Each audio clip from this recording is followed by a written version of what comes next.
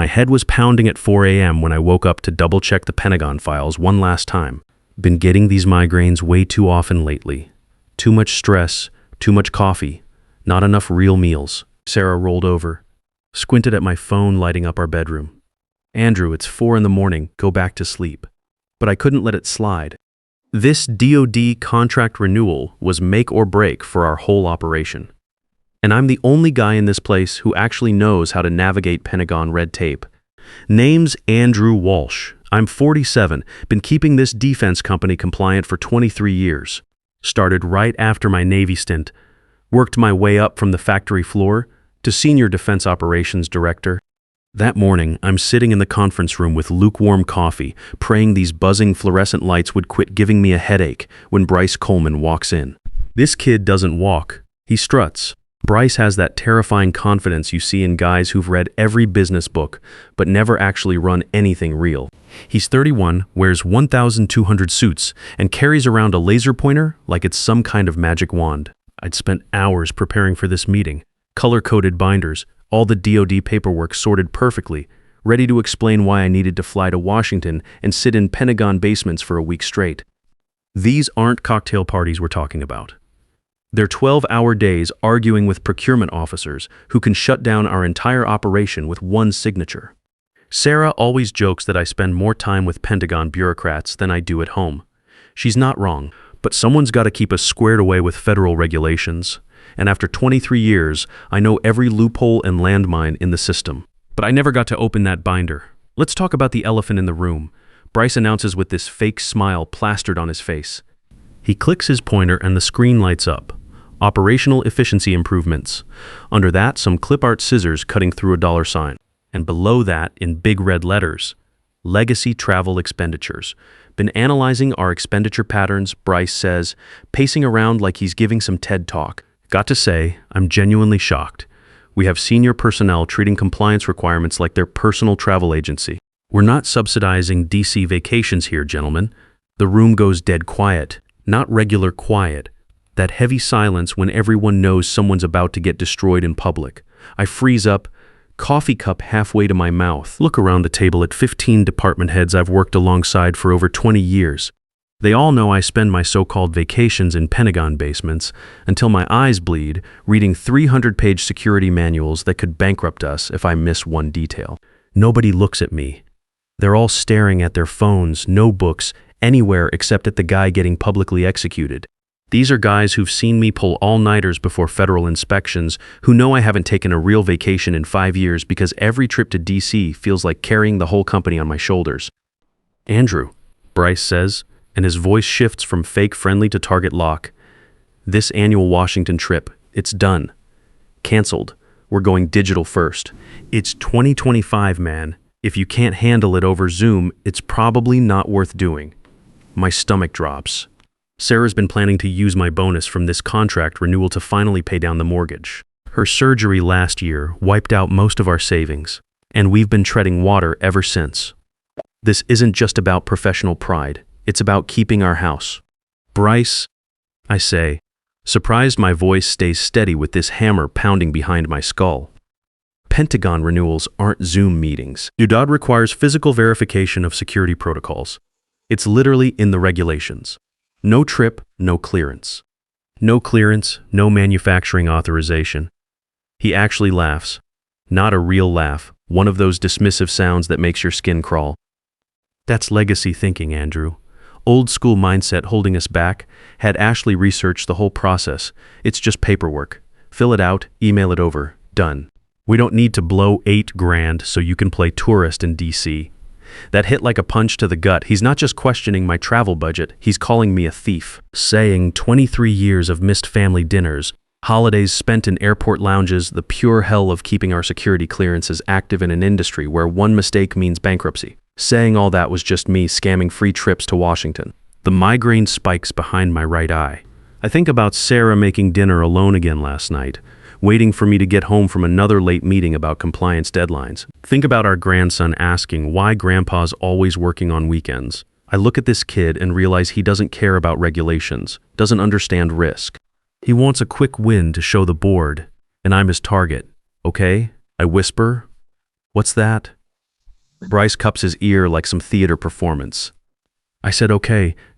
Louder this time. I close my binder.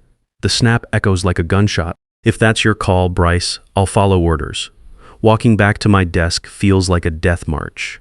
Can feel everyone watching, whispers starting the second I pass the break room. Did you hear? Bryce just torched Andrew. No more DC trips. But he's been handling that run since the 90s. Keep my head up. Won't let them see my hands shaking. Get to my desk, pop 2 Advil with cold coffee. Then I log into the travel system. Cancel reservation, Washington, D.C., June 12/19. Reason, administrative directive. Computer asks about the non-refundable deposit. Sure about this cancellation. Click yes. There goes $800 in deposits. Money we can't afford to lose right now. Hey, Andrew, turn around. It's Jason from accounting. Good kid, brings donuts on Fridays. He's looking at me like I'm roadkill. Heard what happened. You doing all right? Bryce is just trying to make his mark, you know? Jason continues. New management, new approach. I'm fine, Jason. I lie. New boss, new rules. We all adapt. But isn't that clearance thing really important? Remember last year when you were stressed about the security audit for months? You barely slept for weeks. Sure is important, I say, turning back to my screen, but Bryce has decided to streamline operations. Thinks Ashley can handle it. Jason's eyes go wide. Ashley? Dude, she asked me yesterday how to convert a PDF to Word format. She thought fiscal year was a clothing brand. She'll learn, I say, keeping my voice flat. Open email, start typing. To Ashley Bennett, CC, Bryce Coleman. Subject, Washington due to renewal handover. Ashley, per Bryce's directive regarding legacy travel elimination. Attached are the Pentagon compliance files. Submission deadline, contact information, renewal documentation. Deadline is June 17th. Dottie doesn't mess around with deadlines. Confirm receipt. You've got this. Andrew. Hit send. Watch it disappear into cyberspace. Small move, but feels like lighting a fuse. Bryce wants efficiency. I'll give him efficiency. Look at my calendar. June 17th circled in red marker from 6 months ago. The drop-dead date in defense contracting. Missing regulatory deadlines isn't like turning in late homework, it's nuclear. Means frozen contracts, hourly penalty assessments, maybe complete plant closure affecting 240 jobs. And my job is the first one that'll disappear if we lose this contract. Sarah doesn't know how bad our finances really are. The mortgage payment's been eating us alive since her medical bills hit. We're 2 months behind on the truck payment, and I've been juggling credit cards just to keep us afloat. This Pentagon contract renewal bonus was supposed to be our lifeline, minus $15,000 that would get us current on everything. Now Bryce just handed that lifeline to a 26-year-old who thinks Instagram marketing translates to federal compliance. Bryce thinks he just humiliated me, thinks he stripped away my authority, but he forgot something every Navy veteran knows: never fire the guy who knows where the bodies are buried. Next few weeks were like watching a train wreck in slow motion. While Bryce runs around hosting innovation sessions and hanging up posters that say disrupt or die, I'm stuck doing inventory management in the supply warehouse. My new assignment, tracking how many hard hats we use monthly and whether we're over-ordering coffee supplies. I handle it with the same attention I used to give Pentagon security protocols. Count every hard hat, calculate average safety glove usage per employee per day, create spreadsheets analyzing coffee pod consumption patterns. But while I'm playing inventory manager with my left hand, my right hand's building something else. See, I know Bryce's type. Met plenty of guys like him at airport bars over the years. All talk about their startups while their credit cards get declined. He's all flash, zero substance. He thinks because he handed the Pentagon renewal to Ashley, it's handled. Doesn't realize compliance isn't a one-time event. It's ongoing maintenance, like keeping a ship seaworthy. I walk past Ashley's desk 2 weeks before deadline. Poor kid's drowning under a pile of invoices, computer screen covered in sticky notes, on the phone sounding panicked. I don't know what a security clearance verification number is. She's saying, twirling her hair, can't we just use the regular company login credentials? I stop cold. That sentence is pure horror. Using regular company credentials for DoD security verification would trigger an immediate compliance audit, like trying to pay your taxes with monopoly money. Every instinct screams at me to jump in, fix it, save the day like always, save my job, save Sarah's peace of mind, save our house. But then I look up at Bryce's glass office. He's laughing into his headset, feet up on his desk, living his best life. Sees me standing near Ashley's desk, and his face goes hard. Taps his watch, points toward the supply warehouse. Back to your counting, Andrew. The tension in my shoulders just melts away. I let out a long breath. Sometimes you've got to let the ship hit the rocks before people realize they need a good navigator. Good luck, Ashley, I whisper and keep walking. That afternoon, I start what I call my insurance policy. Can't trust company servers. Bryce has admin access, can delete emails, modify logs. When this goes south, and it's definitely going south, he'll need a fall guy. Guess who that's going to be? I bring in my personal equipment. Little encrypted drive, size of a thumb hidden in my toolbox. Start copying everything. The email where Bryce strips me of the Pentagon assignment. The handover confirmation where I sent Ashley all the files. Meeting invitations for Q3 defense strategy where suddenly my name's missing from the attendee list. Then I find the gold mine, 3 automated warnings from the Due D compliance portal sent to our main inbox that I still have read-only access to. Action required, 14 days to expiration. Action required, 7 days to expiration. Urgent, missing documentation.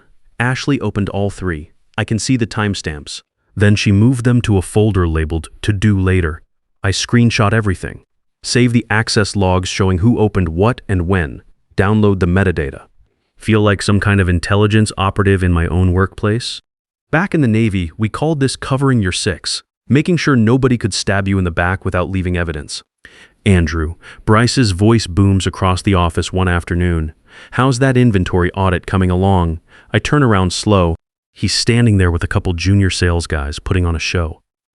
Report's finished, Bryce, I say, sliding a printed document across my desk.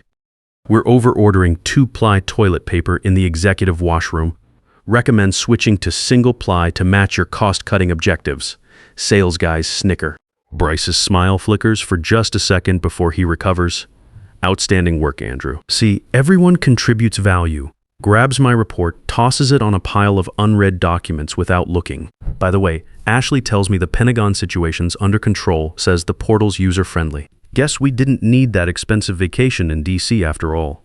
Good to hear, I say. Pentagon efficiency is legendary. Exactly, he's beaming, missing the sarcasm completely. We're saving this company a fortune. You'll thank me when bonus checks come out. I'm sure I will, I say, turning back to my screen. Date in the corner shows June 16th. Tomorrow's the deadline. The bomb's armed, and Bryce is dancing right on top of it. June 17th comes and goes like a ghost. I wear my lucky work shirt that day, minus. Same one I wore to my first Pentagon meeting 23 years ago. Get to work at 7 a.m. sharp, make my coffee, sit at my desk, watch Ashley. She's busy planning the office summer party, scrolling through Pinterest for tiki bar decorations, doesn't log into the DoD portal, doesn't print any confirmation certificates, doesn't even glance at her compliance folder. At 10:30 a.m., she leaves for what looks like a Starbucks run. Business hours in DC close at 11 a.m. our time due to the time difference. At 11:01 a.m., I take a sip of my coffee. It's done. Our clearance just expired. Technically, every component we manufacture is now unauthorized. Every shipment sitting in warehouses just became contraband in Uncle Sam's eyes. I wait for sirens, flashing lights, something. But nothing happens. See, bureaucracy doesn't explode like in movies. It's poison gas, silent, invisible, deadly. Systems don't crash immediately. Takes time for bad news to travel through the federal system, but the penalties, those start accumulating the second that clock hits 0. Sarah texts me around lunch, how'd the Pentagon thing go? You seemed stressed this morning. I stare at the message for a long time before typing back, still processing. Tell you tonight. Can't bring myself to tell her that our financial salvation just evaporated because some MBA thought he knew better than 23 years of experience. Wednesday passes quiet. Thursday too, Bryce walks around like he just won the lottery, bragging to anyone who will listen about the $8,000 he saved on travel expenses. I overhear him on a call with someone, probably his dad on the board. Yeah, trimmed the fat on some legacy travel programs. These old-timers were bleeding us dry with their DC boondoggles. Fridays when it starts, Carlos Rivera, our logistics manager, frowning at his computer screen. Types something, pauses, frowns deeper, hits refresh, picks up his phone, dials, listens, hangs up, walks over to IT support, looking confused. Hey, is the VPN down for DC connections? Can't access the DoD shipping portal. VPN's running fine, IT guy says without looking up from his sandwich. Try clearing your browser cache. Already did. Getting error 403 minus access forbidden. My coffee cup freezes halfway to my mouth. Error 403. That's not a technical glitch. That's the system telling you you're not authorized to be here anymore. It's like showing up to work and finding your key card doesn't open the door. 10 minutes later, Carlos's phone rings. He picks up and his face goes white as paper. What do you mean impounded? He says. No, that can't be right. The paperwork's current. We just renewed everything. He puts the call on hold, stands up, starts scanning the office like he's looking for a life preserver. His eyes lock onto Bryce's glass office, takes off running. I watch the whole thing through the glass walls. Carlos waving his arms around, talking fast. Bryce looks annoyed first, then confused, waves his hand like he's shooing away a fly. Carlos points at his phone. That's when Bryce finally picks up his own receiver. I see the exact moment Bryce hears the news. His whole body changes. Goes from cocky lean back to straight up rigid. Starts typing on his computer like his life depends on it. Moment later, he storms out of his office. Ashley. Bryce barks. Ashley jumps, spills her iced coffee all over her desk. Yeah, what's up? The Pentagon clearance. Did you get the confirmation code? The what? Ashley blinks like he's speaking Chinese. Oh, the renewal thingy. Yeah, I submitted the form last week or whatever. Where's the confirmation? DoD says our clearance number is invalid. I think it's in my email somewhere. I sent the PDF and it said, received. That means it worked, right? Watching this is like seeing a car accident in slow motion. Ashley genuinely doesn't understand that received just means the system got her email, not that it was processed correctly. It's like thinking you paid your mortgage because you put the check in an envelope. Find it now. Bryce's voice cracks. Bryce spins around, sees me watching the whole show, marches over to my desk like he's about to start throwing punches. Andrew, he says, and for the first time, there's panic in his voice. We have a technical glitch with the DoD portal. Carlos says, a shipment got stopped. I need you to log in and resolve this. I look at him, fold my hands nice and calm. Can't do that, Bryce. What do you mean you can't? You're the senior operations director. I correct him. Now I'm inventory auditor. Plus, you had my access removed. March 15th, you revoked my credentials from all external portals. Said it was a security risk having legacy users with active authentication keys. I literally cannot log in even if I wanted to. The color drains from his face like someone pulled a plug. Well, call them then. Call your Pentagon contact. Can't do that either. I say. Colonel Martinez retired 3 months ago. New guy's Lieutenant Parker. Never met him because, well, I didn't go to Washington. Andrew, this isn't some game, he snaps, face turning red. Fix this situation. I'm not playing games, Bryce. I say, voice going hard as steel. I'm following your orders. You gave this responsibility to someone else. You specifically told me to stay out of it. If I start making calls now for a department I don't manage anymore, on a clearance I didn't renew, that's fraud. Is that what you want me to do? He takes a step back like I slapped him. Looks at Carlos still holding that phone. Then at Ashley, who's now crying at her desk, mascara running down her cheeks. Then back at me. Fine, he spits. I'll handle this myself. Storms back to his office, slams the door so hard the glass rattles. I watch him grab his phone, know exactly what's happening. He's calling the main .nude number, going to get transferred around for hours. Hit automated menus he can't navigate without proper credentials. By 4 p.m., 3 more shipments are flagged. By 5 p.m., our main production line gets a stop work order from federal inspectors. By close of business, we're officially in crisis mode. By Monday morning, the glitch turned into full-blown catastrophe. Weekend was brutal. I know because bad news travels fast in this business. Pentagon operates East Coast time, minus 3 hours ahead of us. By the time Bryce drags himself into work Monday, do it officials have been awake half the day, and they're furious. Office feels like a funeral home, dead quiet except for frantic typing and scared whispers. I get in early, same as always, but now people look at me different. Not like the guy who got humiliated, like someone who might have answers they desperately need. Complete lockout. I hear Stephen Cooper, VP of Sales, whisper by the water cooler. Defense Department suspended our entire contract portfolio. Can't guarantee compliance status anymore. How bad? Someone asks. $250,000 a day in penalties. That's just the fines. We have $12 million worth of components sitting in unauthorized storage. If this goes longer than a week, we're looking at bankruptcy. I do the math in my head. 40 people work here. Average family size, maybe 3 people. That's 720 lives hanging in the balance because some MBA thought he was smarter than the system. Around 10 a.m., here comes the call. Andrew. Bryce's voice sounds like he's been gargling gravel. Hasn't slept in 3 days by the look of him. Shirt wrinkled. Eyes bloodshot. Hair messed up like he's been running his hands through it all night. Conference room. Now, conference room's packed. Richard Thompson, our CEO. Jennifer Clark, company attorney. Stephen Cooper, CFO. And Bryce, looking like he's about to face a firing squad. Sit down, Andrew, Thompson says. His voice could cut glass. We have a situation. Thompson starts. Our DUTA clearance expired. Pentagon flagged our entire operation as non-compliant. We have 3 shipments of critical components sitting in regulatory limbo, and we're hemorrhaging $250,000 every single day. He pauses, lets that number sink in like a punch to the gut. I think about Sarah at home, probably wondering why I've been so quiet lately. Think about all the families here who have no idea their jobs might disappear. Bryce here tells me this was a handover failure. Thompson continues, staring daggers. Claims you didn't provide Ashley with proper access codes and contact information. Says you sabotaged the transition. My eyes snap to Bryce. Kids staring at the table, jaw clenched, won't look at me. He's really going for it, trying to pin this whole disaster on me. Says you were uncooperative, Jennifer adds, reading from her notes, withheld critical information to undermine new management. That accurate, Andrew. Don't answer right away. Reach into my toolbox, pull out that little silver drive.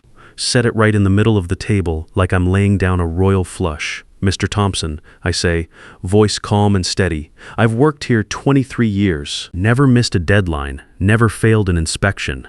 My record speaks for itself. That's ancient history, Andrew. Bryce jumps in, finding his voice. We're talking about now. You set Ashley up to fail because you couldn't handle organizational change? I knew she'd fail. I cut him off, voice sharp enough to cut steel. That's why I sent her this. Plug the drive into the conference room laptop. Screen lights up, projects onto the wall right behind Bryce. Same wall where he humiliated me a month ago. Document A, I say, clicking the first file. Email from Andrew Walsh to Ashley Bennett. CC, Bryce Coleman. Date, March 15th. Subject, Pentagon due ADD renewal handover. Attached, all submission documentation, contact information, renewal forms. Deadline, June 17th. DOD doesn't mess around. Confirm receipt. Sent her everything, I say. Tainpales, contact lists, previous successful filings. Seized you, Bryce. Bryce shifts in his chair like it's on fire. Okay, so you sent an email. Doesn't mean you actually helped her. Document B. Click the next file. Screenshot of our Slack conversation. Andrew, Ashley, got questions on the Pentagon materials. Deadlines approaching. Ashley, Bryce said don't bug you with legacy stuff. We got this. Bryce replies, Andrew, stick to inventory. Leave DODA strategy to the professionals. Room goes dead silent. Thompson leans forward, squinting at the screen like he's reading his own death sentence. You told her to ignore Andrew. I meant she shouldn't be micromanaged. Bryce stammers. Didn't want her second-guessing herself. Document C. Pull up the IT records. Help desk ticket 469922. Remove Andrew Walsh from DOD admin access. Requested by Bryce Coleman. Priority. Hi. You locked me out, I say, turning to face Bryce. Physically blocked me from monitoring the renewal process. If I'd tried to log in last week to save our operation, the system would have rejected me. You built the wall, Bryce. Just didn't realize you were trapping yourself inside. Jennifer's reading the screen like it's written in blood. Bryce, you really cut off our senior compliance officer from the compliance system. It was a security upgrade, Bryce yells, sweat beading on his forehead. We were streamlining access protocols, and finally, I say, going for the kill shot. Document D. Open the PDF, warning letter from DOD, dated 2 weeks ago. This went to our main compliance inbox. Ashley opened it June 2nd, Filed it under miscellaneous items. Says right here, failure to renew by June 17th results in immediate suspension of all manufacturing privileges. I sit back in my chair. Didn't sabotage anything, Mr. Thompson. Just followed orders. You told me my methods were expensive and old-fashioned, called my trips vacations. Told me to step aside, so I did. Problem isn't that I didn't do my job. Problem is Bryce thought my job was easy. Thompson stares at the screen, then at Bryce, not angry, something way worse. The look of a man realizing he hired a fraud. Bryce, Thompson says real quiet. Explain to me why we're losing $250,000 a day because you wanted to save $8 grand on airfare. Bryce opens his mouth, but nothing comes out. Looks like a fish flopping on dry land. I can fix this. Bryce chokes out. Just need some time. Maybe hire consultants. You can't fix it, I say, because you don't understand the protocol. Emergency reset requires a master authentication key issued 5 years ago in Washington. Not on any computer, not in the cloud, not something you can Google. Where is it? Thompson asks, desperation creeping in. In my head, I say, and partly in a safety deposit box at First National Bank in Arlington. Requires my fingerprint to open. Silence hits like a bomb going off.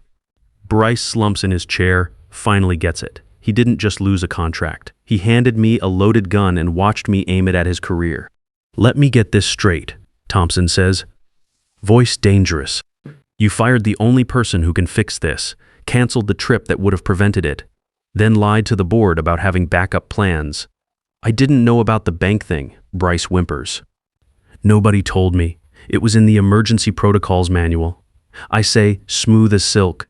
The red binder you had Ashley scan and shred because physical files are dead weight. Thompson closes his eyes, takes a deep breath. When he opens them, Bryce might as well be furniture. Get out. You're done. Security will escort you. We can still salvage this. Bryce tries one last time. Get hackers. Reverse engineer the system. Get out. Thompson slams the table. Bryce jumps like he got electrocuted, stumbles to the door, leaves without another word. Thompson turns to me. Complete personality flip, rage gone, replaced by desperate pleading. Andrew, I'm sorry, we screwed up badly. Need you on a plane to Washington tonight. I'll authorize business class, 50% salary bonus, whatever it takes. 6 months ago, this would have been Christmas morning. But 6 months ago, I hadn't spent 3 months counting toilet paper. 6 months ago, I hadn't been called a thief in front of people who knew better. I reach into my toolbox, pull out a sealed envelope, had it ready for weeks, wrote it the day Bryce assigned me to inventory duty. Slide it across the table. What's this? Thompson asks. My resignation, effective immediately. Andrew, no, can't lose you. We're hemorrhaging money. You're the only one who can stop it. I am. I agree. And that makes me pretty valuable. Thing about legacy employees. Eventually we become history. You wanted to modernize, cut dead weight, move past the old ways. I stand up, smooth my shirt. Giving you exactly what you asked for. Name your price, Thompson says, standing too. Double salary, triple, company car, whatever. I look at him for the first time in months, feel like I can breathe again. My price was respect. And that's not something you can buy back once you've thrown it away. The penalties, Stephen gasps. Andrew, we might not make payroll if this drags out. Then maybe ask Ashley to YouTube how to crack a bank vault, I say. Heard she's real good with digital solutions. Head for the door. Andrew, Thompson shouts. Can't just abandon us. I stop, hand on the doorknob. Not abandoning you. Leaving you exactly where Bryce put you. Just refusing to be the one who digs you out. Walk straight to my desk. Don't pack much photo of Sarah and me at our grandson's graduation. My Navy coin coffee mug he made me in art class, USB drive labeled insurance. Jason comes over. Andrew saw Bryce leave with security. What happened? Moving on, kid. Where you going? Washington, I say. For the clearance? Nope. I laugh, surprised how good it feels. For the Air and Space Museum. Always wanted to see those fighter jets without watching the clock. Take the elevator down, head straight to the airport. Bags already packed in my truck, been ready for days. Knew this moment was coming. Destination, ticket agent asks? DC. One way. Economy or first class? First class. Hand over my personal card. After 23 years of banking vacation days and living careful, I can afford the whole damn airline. Flight smooth, real bourbon, window seat. Watch the world get smaller below. Phone buzzes constantly. Thompson begging, offering more money with each text. I read them, delete them, order another drink. Text from Thompson, Andrew, please, 4,500 Hauer Consulting. Just need the authentication key. I think about that safety deposit box sitting there waiting. Could go tomorrow. Get the key, save their operation. Make more in one day than I used to in 6 months. But then I remember Bryce's smirk. The operational efficiency presentation. The silence when I got destroyed. Counting inventory, like some kind of punishment. Eventually, I might help them. I'm still a professional, and Jason doesn't deserve to lose his job over this mess. Sarah would want me to do the right thing. Probably negotiate something that sets us up for life, but not today. Definitely not tomorrow. Tomorrow, I'm sleeping in, hitting the Smithsonian, maybe the Vietnam Memorial. Gonna eat a real breakfast somewhere? Read the paper. Watch people hurry to jobs they hate. Call Sarah and tell her we're going to be just fine. Pick up my phone one last time. Type, consultation rate, $4,500 Hauer 80-hour minimum. Paid up front, available next week. Until then, I'm on vacation. Hit send. Turn off the phone, watch city lights below getting brighter. Somewhere a clearance sits expired. Somewhere a boardroom's in chaos. Somewhere Bryce is explaining why he's unemployed, but up here everything's running smooth. Raise my glass to the empty seat next to me. For the first time in 23 years, actually enjoying my trip to Washington. Sometimes the most expensive lesson a company learns is that experience isn't just about time served, it's about knowledge you can't replace. And once you've thrown that knowledge away, getting it back costs more than you ever imagined. In the corporate world, they'll gladly pay a consultant $400–500 an hour for the same expertise they just fired at $65 an hour, because desperation has a way of clarifying what's truly valuable. The difference between being expensive and being irreplaceable isn't the price tag, it's whether they can afford to lose you when everything falls apart.